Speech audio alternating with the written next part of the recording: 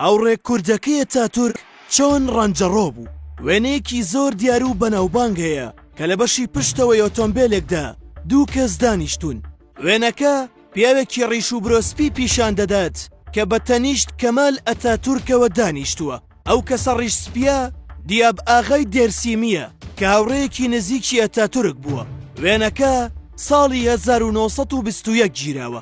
دیاباغا نەوەی قارەمان ئاغای هۆزاتیە کە هۆزێکی کوردی دێرسیم بوون. دیاباغا بەر لەوەی ببێتە دۆستی ئەتاتورک فەرماندەی یەکینەکانی سوارەی حەمیدیە بووە.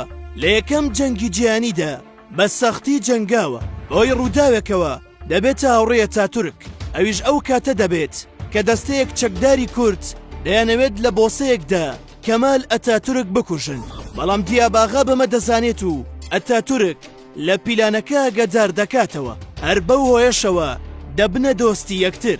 دیاباغا هیچ کاتێک پشگیری شێخ سەعیدی پیران و جوڵانەوە کوردیەکانی نەکردووە. لە هەندێک سەرچاوەکاندا شێخ سەعیدی بە بەڵا ناو بردووە. دواتر هێندە متمانە پەیدا دەکات کەمال ئەتاتورک دەیکات بە ئەندامی ئەنجومەنی میلی واتە پەرلەمانی ئەو کاتەی تورکیا. دیاباغا دوو جار لەسەر کورسی پەرلەمان قسەی کردووە.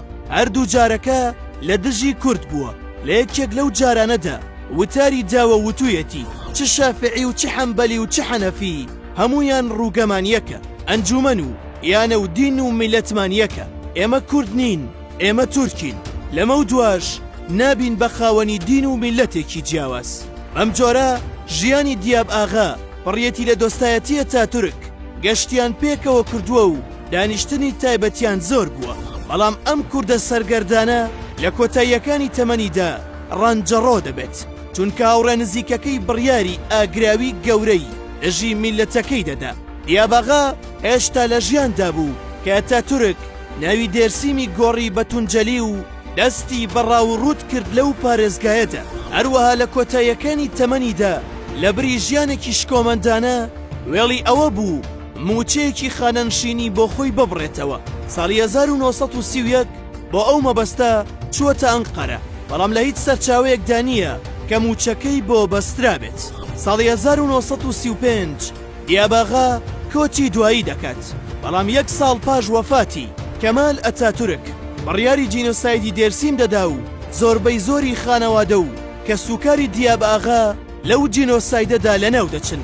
ئەمە ژوای کرد مێژونووسان ئەم پیاوە بە کەسێک پەسەند بکەن کە هەموو ڕەنجەکانی ژیانی بە فیڕۆچووە و نەیتوانیوە فەریای خانەوادەکەی خۆی بکەوێت. ڕای تۆ چییە؟